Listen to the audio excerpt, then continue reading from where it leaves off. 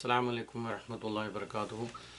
Allahumma arina al-haqqa haqqan warzuqna ittiba'ahu wa arina al-batila batilan warzuqna ijtinabah. Allahumma ighfir lana warhamna warda 'anna wa taqabbal minna wa adkhilna al-jannata wa najjina min an-nar wa aslih lana sha'nana kullahu.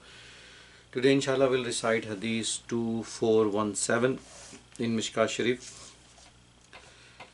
One Ibn Abbas radiyallahu ta'ala anhu anna Rasulullah sallallahu alayhi wa sallam kana yaqulu indal करबी ला इलाहा इल्लल्लाहुल अज़ीमुल हलीम ला इलाहा इल्लल्लाहु रब्बुल अर्शिल अज़ीम ला इलाहा इल्लल्लाहु रब्बुस समावाति व रब्बुल अर्दि व रब्बुल अर्शिल करीम मुत्तफ़क़ अलैह.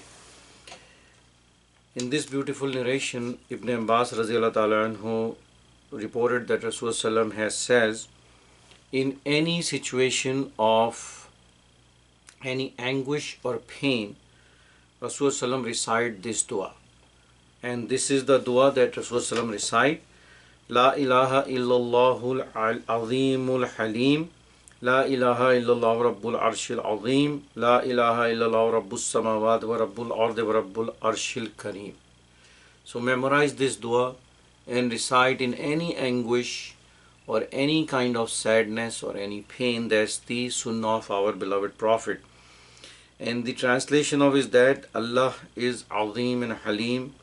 There is no one worthy of worship except Allah.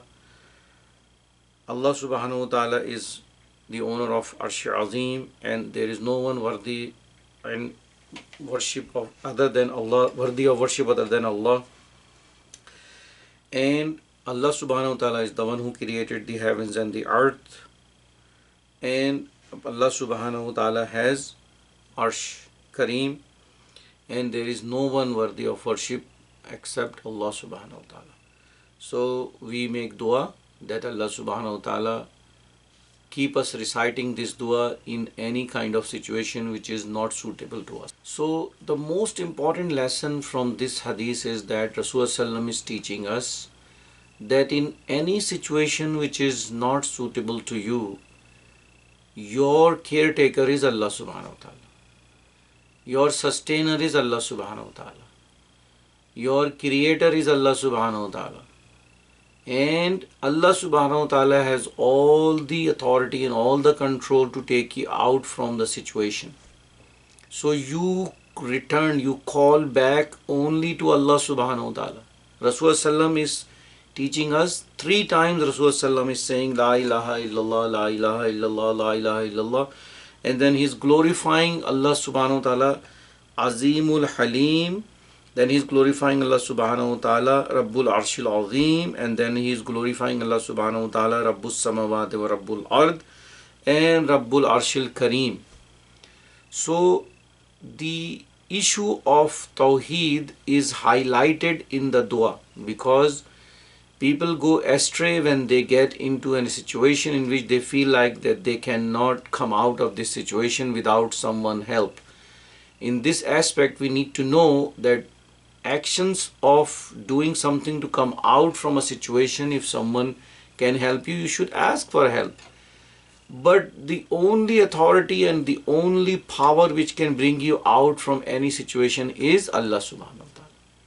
So doing worldly actions like Rasulullah when he wants to go for a jihad, Rasulullah prepare everything what he has to what he can prepare in the worldly way, but he put his trust in Allah subhanahu wa ta'ala. So if you are going for an exam, if you have a situation in which you are not able to understand what you need to do, call Allah subhanahu wa ta'ala and Allah subhanahu wa ta'ala will guide you.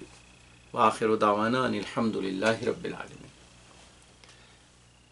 So this hadith also signifies a very important aspect that the prior nations have done, that now the Christians call Jesus for help, and the Jews called his messenger Uzair alayhi salam for help, and even it comes into the Muslim world that some of the people are calling Ya Ali Madad, they calling Ali Karamallahu Wajhu for help in any kind of situation. And also they call Abdul Qadir Jilani Rahmatullah alayh, Ya Ghaus, although Ghaus is only Allah subhanahu wa ta'ala, No one has the station to become this. So we need to realize that our leader, our beloved messenger, who is the highest of all the creations of Allah, Muhammadur Rasulullah, is teaching us to call Allah subhanahu wa ta'ala in any anguish and any pain, because this is the sunnah of our beloved Prophet Muhammadur Rasulullah. Wa akhiru da'wana alhamdulillahi rabbil alamin.